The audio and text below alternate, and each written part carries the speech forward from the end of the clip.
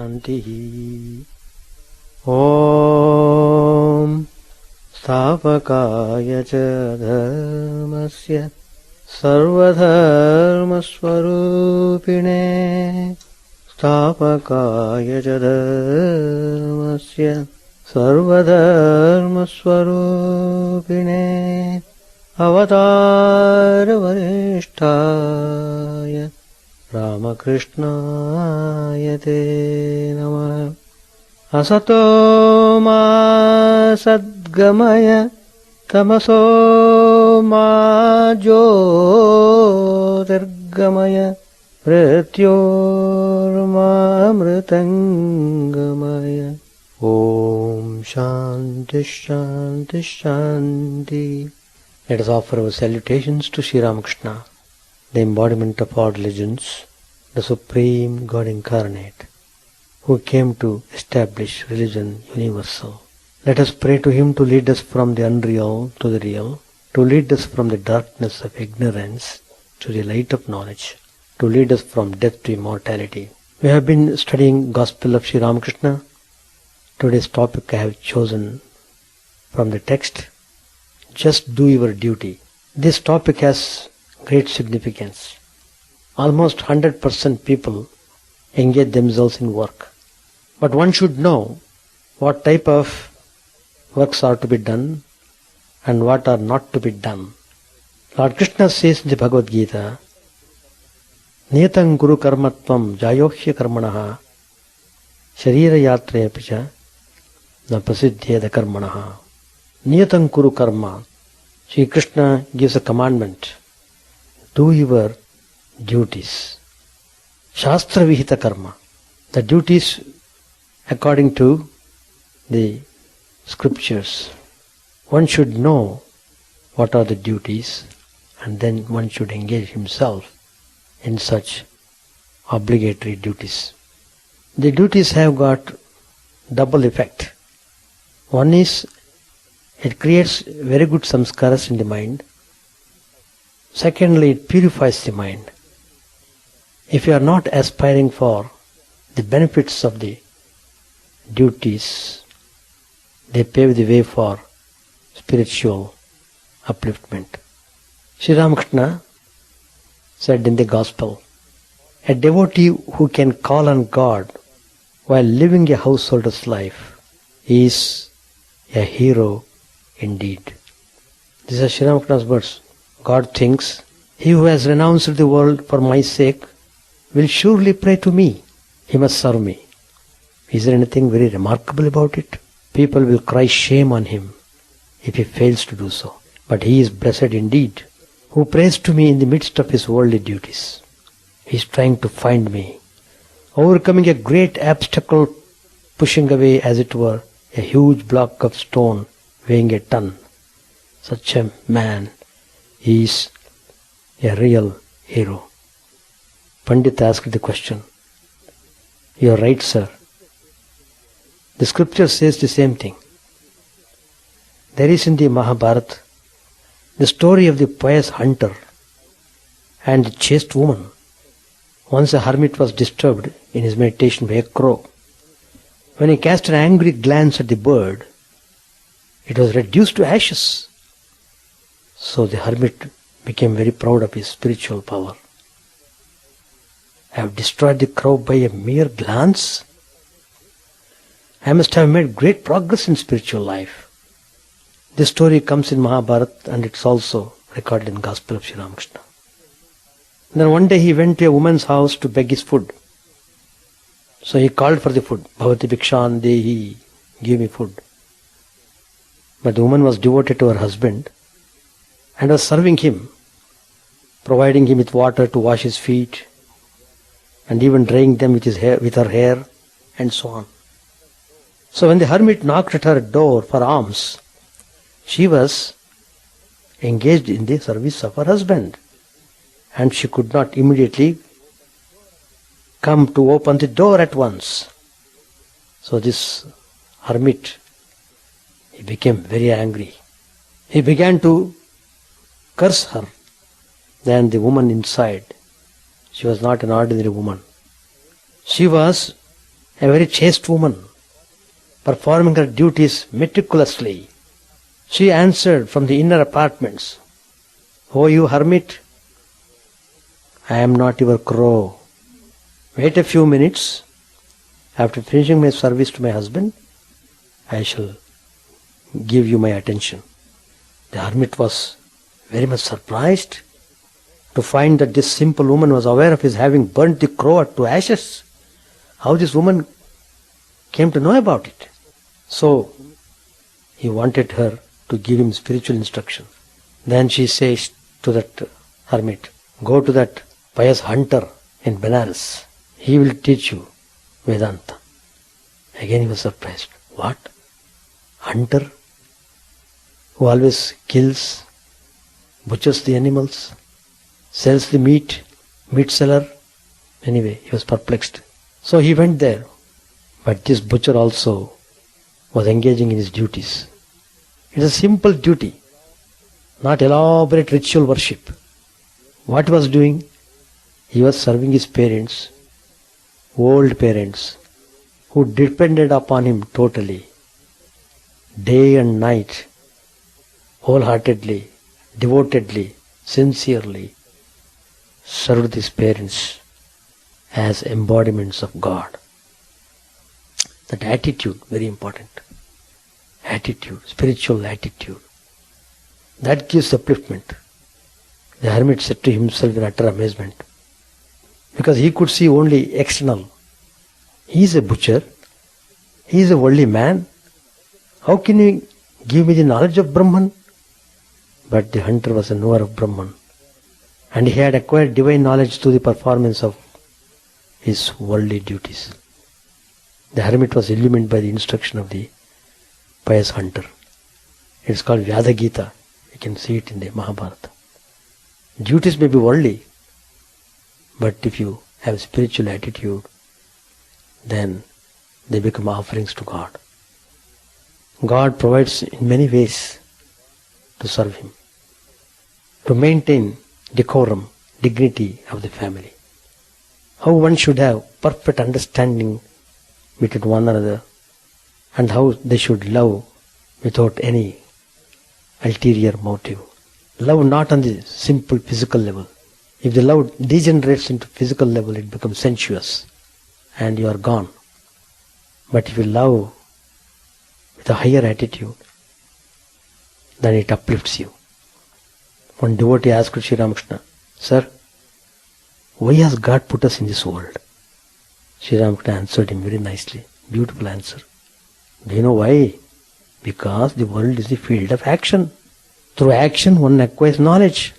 Not simply idling away your time, not simply dozing, not simply criticizing others, not becoming jealous of others. No. Engage actively in action with the attitude of divine ideas. The Guru instructs the disciple to perform certain works and refrain from others. Vihita karma, nishuddha karma. There are some actions which person should do, and there are actions which person should not do. Clear cut. Again, there is still higher way of performing the action. He advises the people to perform action without desiring the result. The impurity of the mind is destroyed through the performance of duty. It is like getting rid of a disease by means of medicine under the instruction of a competent physician. Why doesn't God free us from the world? He will free us when the disease is cured. He will liberate us from the world when we are through with the enjoyment of lust and gold, lust and greed. Once a man registers his name in the hospital, he can't simply run away. The doctor will not let him go away unless his illness is completely cured. How simple examples Sri Ramakrishna gives.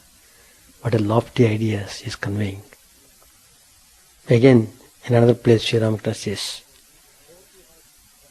those who have passionate love for God don't say any such thing as, "Oh brother, how strict I have been about food." But what I have achieved? New farmers give up cultivating if their fields do not yield any crops. But hereditary farmers will continue to cultivate their fields whether they get a crop or not. Their fathers and grandfathers were farmers. They know that they too must accept farming as their means of livelihood. So that duty has come from the birth, and it is so easy for him to hold on to that duty. It is their dharma to cultivate the fields. Just like a carpenter family, the carpenter's son immediately picks up the carpentry without any much difficulty, whereas others have to struggle very hard to learn the carpentry. There was once a horrible drought. For year after year, not a drop of rain fell on the ground, which had become so dry. Crops died, and as the land became parched, farmers gave up even planting their seeds. As the time of planting and tilling the ground came for the fourth rainless year in a row, the farmers of the region had given up hope, and they sat listless, passing their time with playing cards and other distractions. However, there was one farmer who continued patiently to plant his seeds and sow and till his land. The other farmers poked fun at him and derided him as he daily continued to take care of his fruitless, barren land. When they asked him the reason behind his senseless tenacity, this farmer replied, "Look, I am a farmer by birth, and it is my dharma to plant and till my land. That's the only thing that I know. My dharma does not change simply due to whether the clouds rain or not." That means he is contented in doing his duty, not worrying about the benefits, results, etc. Let me perform the duty properly. Then, by God's grace, things have to come.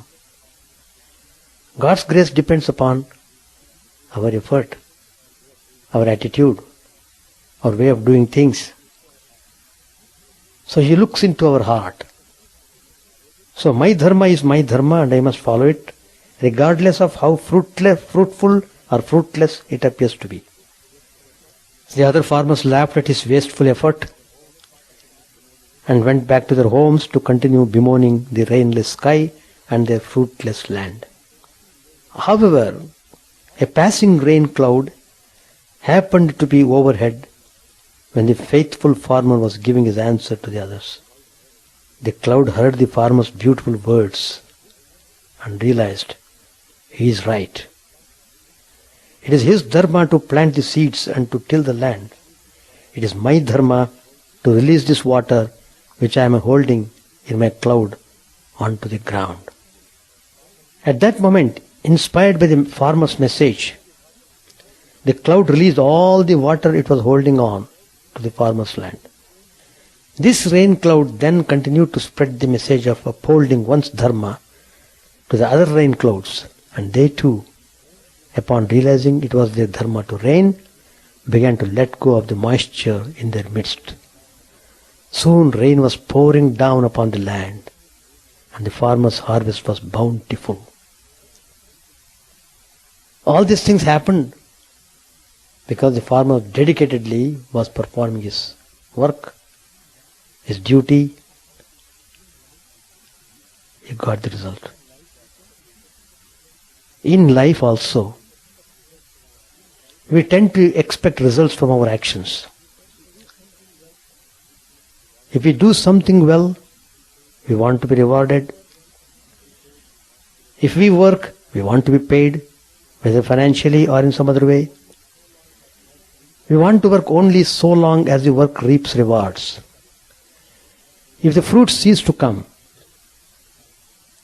so we decide the work is not meant to be and we abandon it. However, that's not the message of which Lord Krishna gives to Arjuna in the Gita. The message is that We must do our duty regardless of the fruits. We must live according to our dharma regardless of whether it is successful. We must perform our duties for the simple fact that they are our duties. That's the meaning of this niyatam kuru karmatvam jayohya karmanaha sharira yatra prasidhena karmanaha. If you stop doing work, even the maintenance of your body is difficult. So work must be done. There is no way. Lord Krishna himself tells, I myself am doing work continuously, non-stop. So, but there is a way of doing the work. Lord Krishna tells Arjuna to stand up and fight, and says that even if he dies in the battle, he must still do his dharma. The Lord tells Arjuna that it is divine to die on the battlefield of life, meaning engaged in performing your duty. He explains that either way, Arjuna will win. If the Pandavas win the battle, then they will obliterate the evil influence of the Kauravas and inherit the kingdom. If, on the other hand, the Kauravas win the battle and the Pandavas are killed, then they will go straight to the Lord's eternal abode, because they died in the service of Dharma. Usually in life we know what our duties are. We know our responsibilities. We can see the right thing to do. This is especially true if we take quiet time to meditate, reflect and contemplate. Yet, too frequently, we walk away from doing the right thing or from performing our duty due to the uncertainty of the result. We don't want to waste our time or look like a fool. We neglect our responsibilities by saying it doesn't matter anyway. We shun our duties with words like, well, no one else is doing, so why should I? This is not the way to live. We must realize that there is an enormous, infinite cosmic plan at work, and we must all perform our allotted tasks to the best of our ability. Allotted task. Whether we actually succeed or fail in the venture should not be the biggest concern. True success comes not in a financial win, but rather in the humble, tenacious, dedicated performance of our tasks. Interestingly enough, when we act with righteousness and integrity, we find that others will follow. It is not that we are taken advantage of, as we frequently fear. Rather, if we set the divine example, others will follow suit. Yadidhatari cheshta tado. This is a famous sloka in the Bhagavad Gita. Just as the rain cloud followed the example of the tenacious farmer, so will those in our lives follow our own examples. If we act with honesty, we receive honesty. If we act with dedication and love, so we will receive dedication and love. If we fulfill our dharma, so will those around us learn to do the same. Yet, even if we are the only ones acting piously, acting honestly, acting with devotion, it shouldn't matter. Our lives, our happiness and our karma are individual entities. They are not dependent upon the response from others. Trailokya Babu asked the question to Sri Ramakrishna, Sir, where is people's leisure? They must serve their English masters. Sri Ramakrishna said, well, in that case, if you are too busy, then give God the power of attorney. If a man entrusts his affairs to a good person, will the latter do him any harm? With all the sincerity of your heart, resign yourself to God and drive all your worries out of your mind. Do whatever duties He has assigned to you. And Sri Ramakrishna gives the example of kitten. The kitten doesn't have a calculating mind. It only cries mew mew. It lies in the kitchen contentedly if the mother cat leaves it there, and only calls the mother crying mew mew. It has the same feeling of contentment when the mother cat puts it on the soft bed of the master of the house. It only cries for its mother. The subject who was in the group, he asked, "Sir, we are householders. How long should we perform our worldly duties?" Sri Ramakrishna said, "Surely you have duties to perform. You must bring up your children, you must support your wife, you must provide for her in case of your death. If you don't, then I shall call you unkind." Then subject said, "How long should one support one's children?" Master said, "As long as they have not reached their majority. When the chick becomes a full-grown bird and can look after itself, then the mother bird pecks it and doesn't allow it to come near her.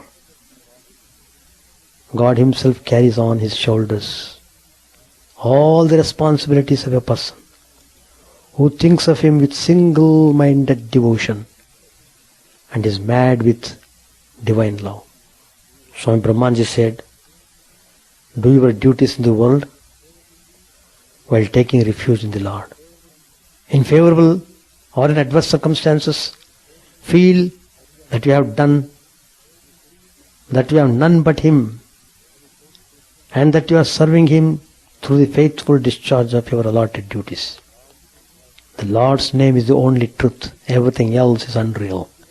To have faith in Him, to be devoted to Him, to praise His glories, these are only duties in life. Don't think duty means going to your job and engaging the whole day and coming back. No, that's also duty true. But calling on God, prayer and meditation, reading of scriptures, they are also part of the duties. When the mind has been purified by prayer and contemplation, it will direct you from within. Even in our daily duties, this inner Guru will guide you and will continue to help you until the goal is reached.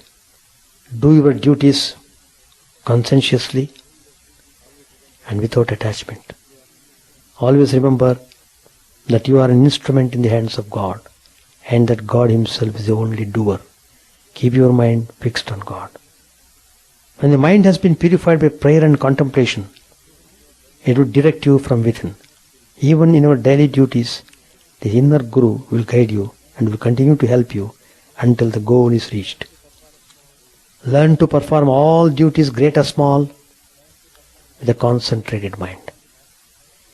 He who can concentrate his mind in action can also concentrate when practicing meditation.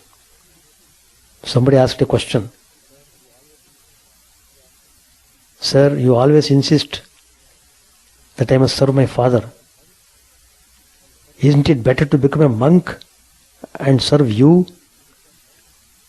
He is referring to his Guru, Swami Brahmanji. "Indeed it is," Brahmanji said. "But will the mere wearing of the Gerva cloth make you a monk? You have a duty to perform in serving your sick father. I am asking you to serve your father, my child, and at the same time to continue your regular spiritual practices. Such service will help you in your spiritual growth." Swami Chidananda ji said, "Perform your duties, but at the end of the day, do not fail to call on God with great yearning at least once. Duties and responsibilities there are, of course. I don't ask you to neglect them. But in the midst of everything, think of the Lord, pray to Him, repeat His name, and do spiritual practices. You have, of course, your worldly duties and responsibilities. As long as this creation lasts, duties and responsibilities will exist. But in the midst of all these, you will have to make a little time to call upon the Lord in seclusion. Otherwise, you will come to grief. There is not so much danger if one can hold on to God. It is very necessary to remember Him. With one hand, hold on constantly to His lotus feet, and with the other, perform the duties of the world. When all your duties are over, you should hug the lotus feet of God to your heart with both hands. Know it for certain that if one goes on performing one's duties under the sincere belief that one is doing God's work, one can never suffer spiritually.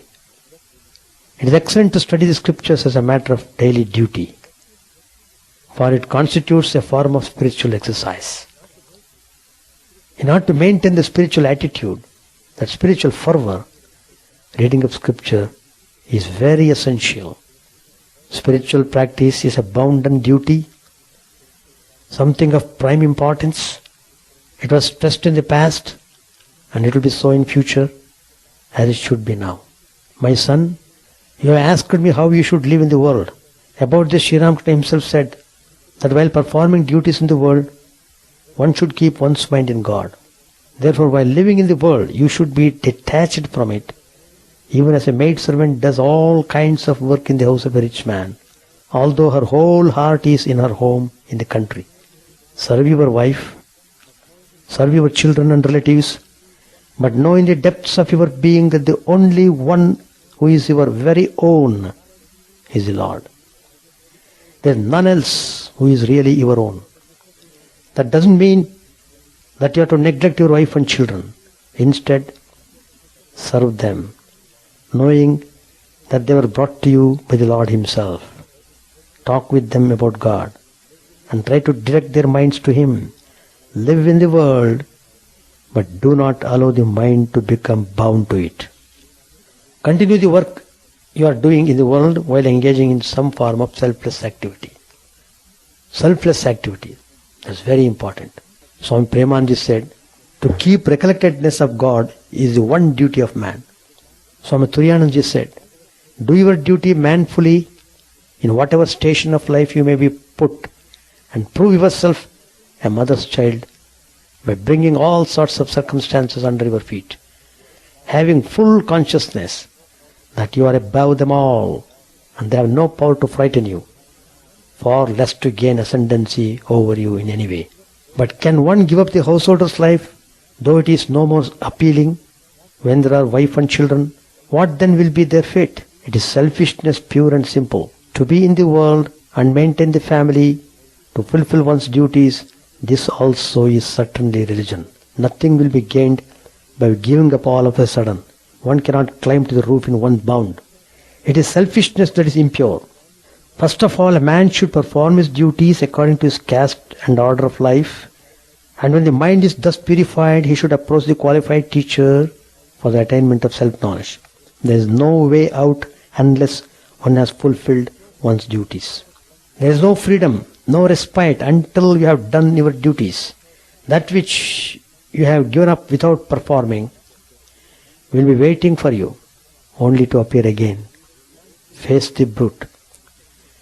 You can't save yourself by flight. Do your duties in the world, but think of God all the while. The case of the woman in love who thinks always of her lover in all her daily duties is illustration in point. Swami Adbhutanandaji said, why should you give up your family? Doesn't one's family belong to God? Therefore call on Him who is the real head of the family. One will have to do one's duty in this world. How can you escape it? Wherever you go, the world will follow you. Swami Abhedanji said, your duty for the present, when you have mental unrest, is complete resignation to the will of God. Swami Ramakrishna said, depend upon God entirely and do your duty. Always abide by the will of God and take everything in the best light. You should not be anxious of the future. Whatever takes place here on this earth is for your good, for all things are disposed by God. In the meantime, it should be our duty to be dutiful. Try to be dutiful to yourself, dutiful towards your wife, and dutiful towards your children, if you have any. Be dutiful to your relations, your friends and your neighbors. Be charitable, honest, plain and truthful. Above all, have an intense devotion and love for God, the author of your being. Lead this life until it becomes one with your nature. Try to be pure by ever striving to be dutiful to your parents, your wife and children, relatives and friends and your neighbors. Be an ideal householder first, for then alone will you be able to be a real yogi. Be always vigilant in carrying out your duties. Shake off all dullness from within you. Laziness is the worst of all sins. Swami Ramakrishna said, the first personal pronoun is at the root of all our miseries. What is first personal pronoun? I. Hence, our primary duty should be to get rid of it somehow or other. Do your duty for God's sake. Know that all belongs to God and you will reach the freedom and wisdom in time. This is Karma Yoga. Swami Chidananda said, since past mental tendencies cannot assert themselves during the performance of duties, we should apply our whole mind to them. Selfless work is the best means of winning a victory over past tendencies. If you carry on your spiritual practices with implicit faith in the Lord, who is your own, you will understand everything in due time. It will gradually be revealed to you how you can cultivate absolute reliance on God while performing your duties.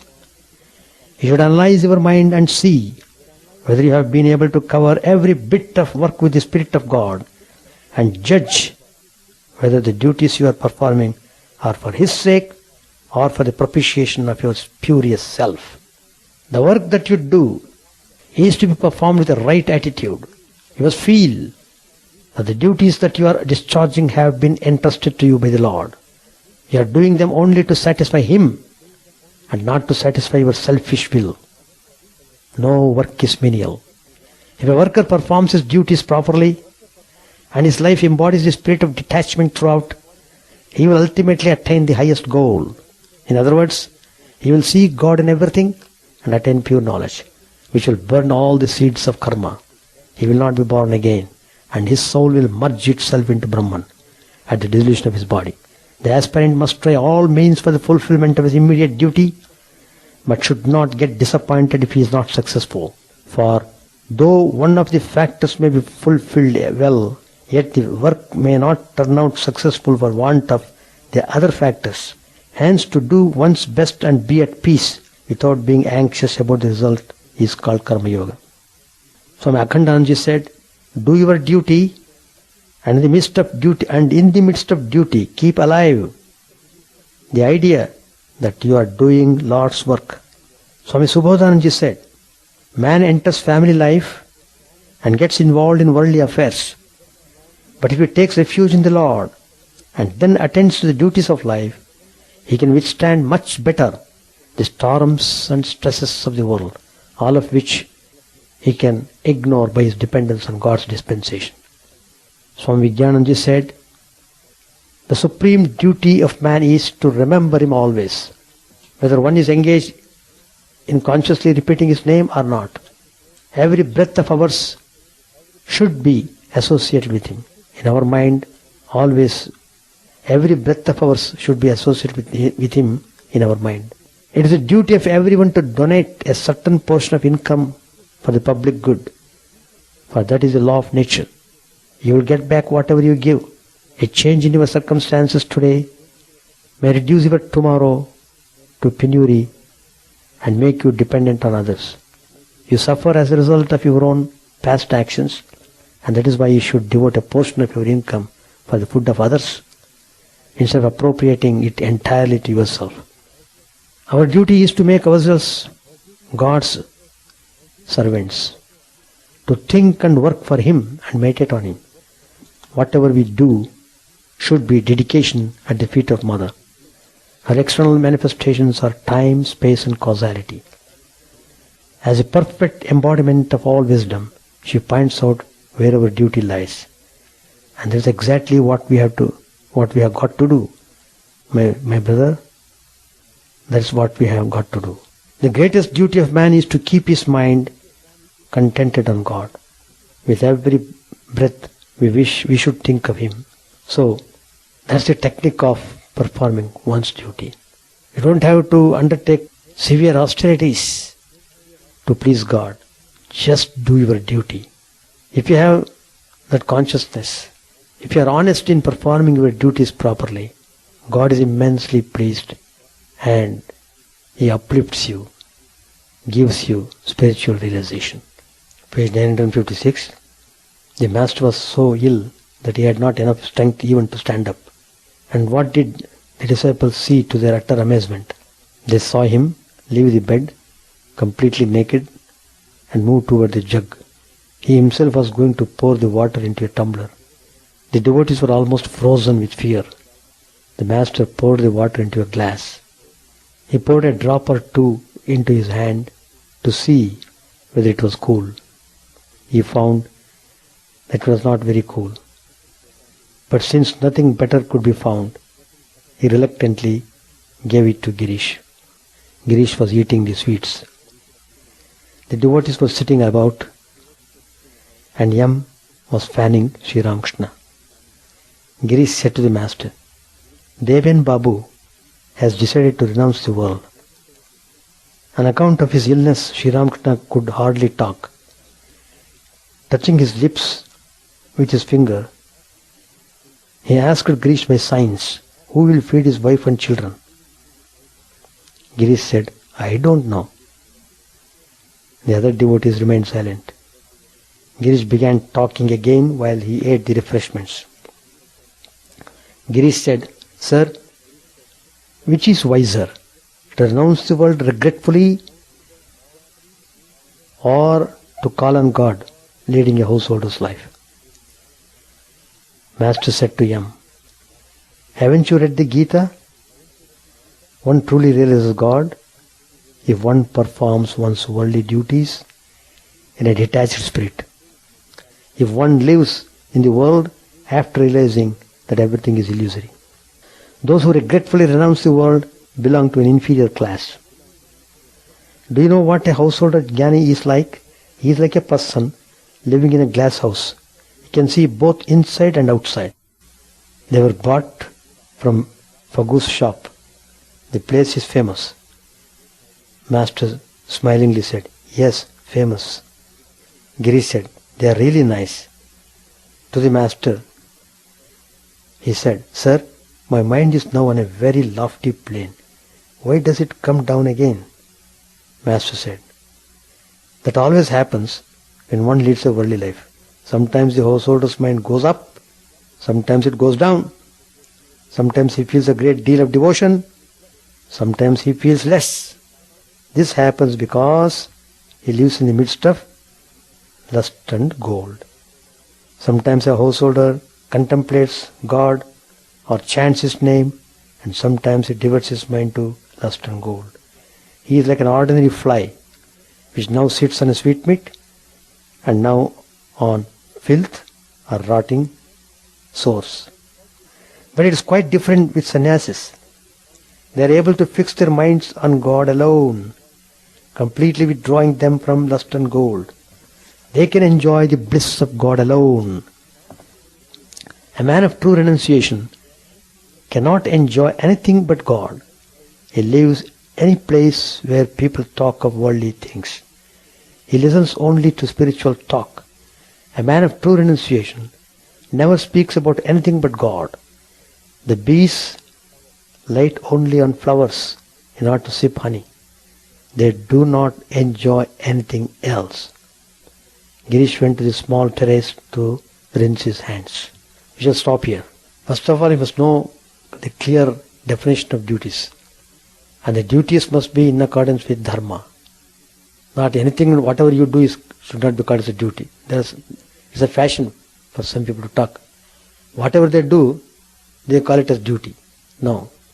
There are some characteristics of duties. Anyway, it's a big subject, and by just being sincere and doing your duty, you can realize God. That's the essence of today's topic. Just do your duty. Thank you. Chant the name of the Lord and His glory unceasingly, that the mirror of the heart may be wiped clean and quench that mighty forest fire, worldly lust raging furiously within. Old name streamed down in moonlight on the lotus heart, opening its cup to knowledge of thyself, O self drowned deep in the waves of His bliss, tasting His nectar at every step, bathing in His name that both were weary souls. Various are thy names, O Lord, in each and every name thy power resides. No times are set, no rites are needful for chanting of thy name. So vast is thy mercy, How huge then is my wretchedness, who find in this empty life and heart no devotion to thy name. O my mind, be humbler than a blade of grass. Be patient and forbearing like a tree. Take no honor to thyself, give honor to all. Chant unceasingly the name of the Lord. O Lord and soul of the universe, mine is no prayer for wealth or retinue, the playthings of lust or the toys of fame. As many times as I may be reborn, grant me, O Lord, a steadfast love for thee. A drowning man in this world's fearful ocean is thy servant, O sweet one. In thy mercy, consider him as dust beneath thy feet. Ah, how I long for the day when an instant's separation from thee, O Lord, will be as 1,000 years, when my heart burns away with its desire, and the world without thee is a heartless void. Prostrate at thy feet let me be, in unwavering devotion, neither imploring the embrace of thine arms, nor bewailing the withdrawal of thy presence, though it tears my soul asunder. O thou who stillest the hearts of thy devotees, do with me what thou wilt, for thou art my heart's beloved, thou and thou alone. O Lord, lead us from the unreal to the real, lead us from darkness to light, and lead us from death to immortality. May all be free from dangers, may all realize what is good, may all be actuated by noble thoughts, may all rejoice everywhere. May all be happy, may all be free from disease, may all realize what is good, may none be subject to misery. May the wicked become virtuous, may the virtuous attain tranquility, may the tranquil be free from bonds, may the freed make others free.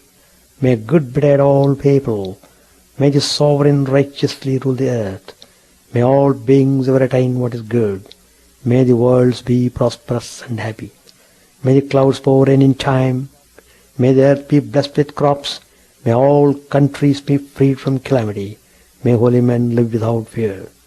May the Lord, the destroyer of sins, the presiding deity of all sacred works, be satisfied.